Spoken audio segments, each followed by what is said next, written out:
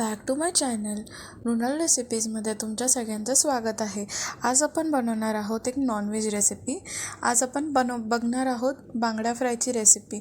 तर सगळ्यात आधी आपण इथे बांगडे आहेत ते वॉश करून घेतलेले आहेत.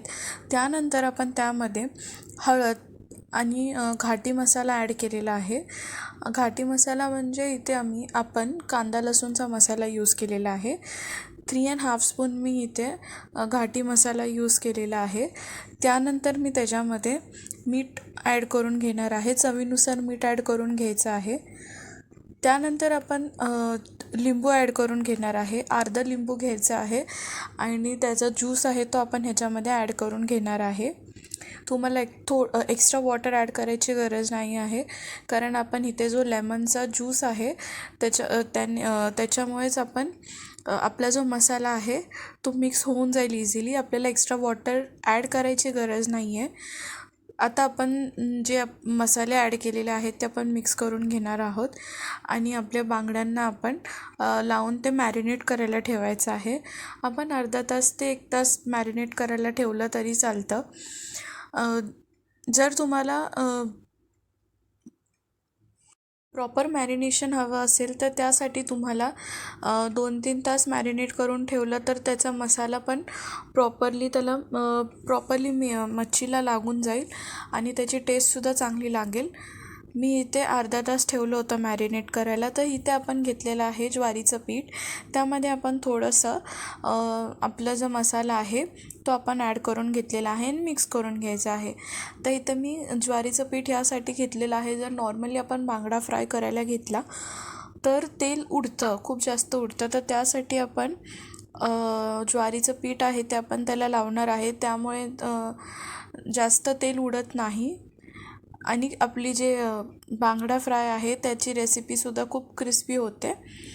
तर इथं एक साईडला मी तेल गरम करत ठेवलं होतं. तर तेल गरम झालेलं आहे आणि इथे आपण स्टार्टिंगला आधी थोडंच तेल ॲड करायचं आहे.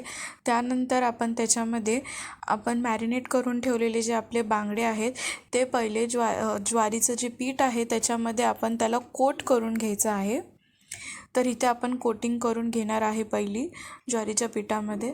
सगळ्या साईडून प्रॉपरली पीठ लावून घ्या आणि त्यानंतर मग आपण त्याला फ्राय करून घ्यायचं आहे. तर इथे मी ज्वारीचं पीठ जे आहे ते लावून घेतलेलं आहे आणि राहिलेले बाकीचे जेवढे पण बांगडे आहेत सेम त्यालासुद्धा तुम्हाला तसंच सेम कोटिंग करून घ्यायचं आहे. आणि इथे मी आता आपला एक बांगडा जो आहे जो कोट करून झालेला आहे तो तेलामध्ये मी ॲड करून घेणार आहे. आपल्याला जो बांगडा फ्राय करताना आपल्याला गॅसची फ्लेम लो टू मीडियमवरती ठेवून फ्राय करायचा आहे. आता इथे जो दुसरा बांगडा आहे त्यालासुद्धा मी कोट करून घेतलेला आहे. अशा प्रकारे सेम बाकीचे सगळे बांगडे आपण कोट करून घेणार आहोत ज्वारीच्या पिठामध्ये आणि आपण एक एक करून त्याला फ्राय करून घेणार आहोत, ते पण लो टू मीडियम फ्लेमवरती. तर लास्ट रेसिपी मी माझ्या चॅनलवरती व्हेज पोटॅटो सँडविचची ॲड केलेली, जर बघितली नसेल तर जाऊन बघा. या रेसिपीसाठी लागणारे सर्व इन्ग्रेडियंट्स माझी इंस्टाग्राम ID मी खाली डिस्क्रिप्शन बॉक्समध्ये ॲड करेन आणि लास्ट रेसिपीची लिंकसुद्धा मी खाली डिस्क्रिप्शन बॉक्समध्ये देईन, तर जाऊन नक्की चेक करा.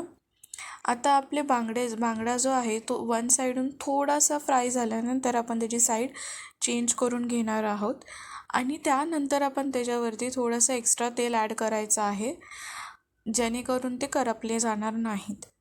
आता आपण एक मिनटानंतर आपण परत त्याची साईड चेंज करून घेणार आहोत.